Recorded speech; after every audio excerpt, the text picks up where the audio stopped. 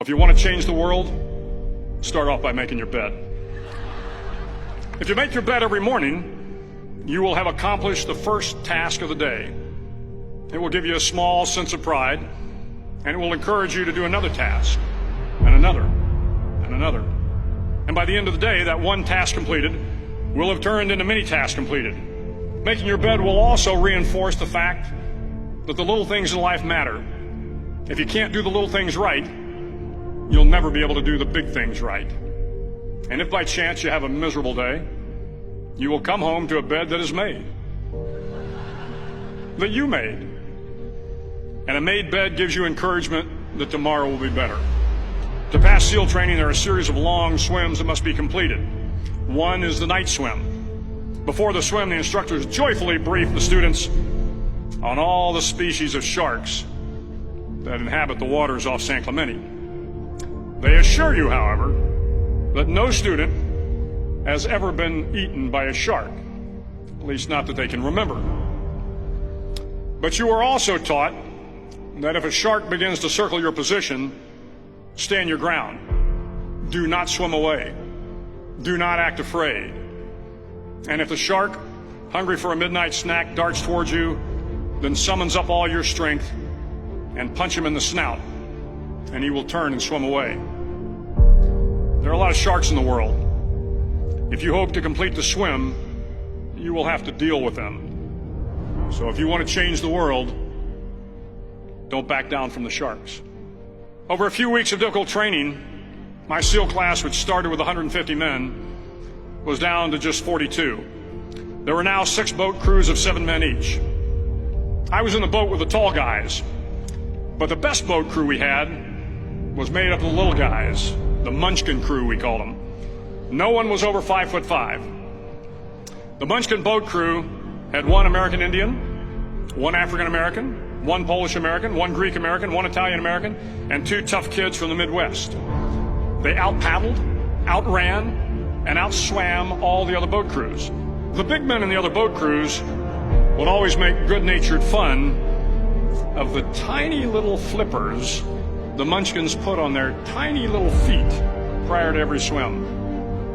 But somehow these little guys from every corner of the nation and the world always had the last laugh, swimming faster than everyone and reaching the shore long before the rest of us. SEAL training was a great equalizer. Nothing mattered but your will to succeed, not your color, not your ethnic background, not your education, not your social status. If you want to change the world, measure a person by the size of their heart, not by the size of their flippers. The 9th week of training is referred to as Hell Week.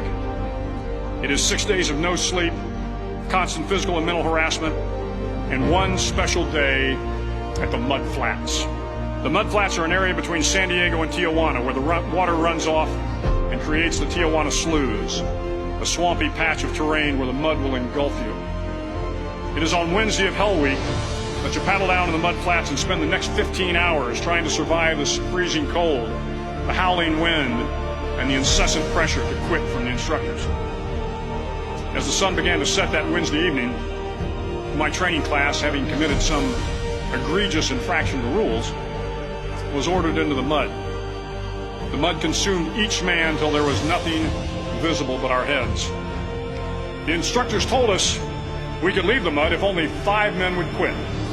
Only 5 men, just 5 men, and we could get out of the oppressive cold. Looking around the mud flat, it was apparent that some students were about to give up. It was still over 8 hours till the sun came up. 8 more hours of bone-chilling cold.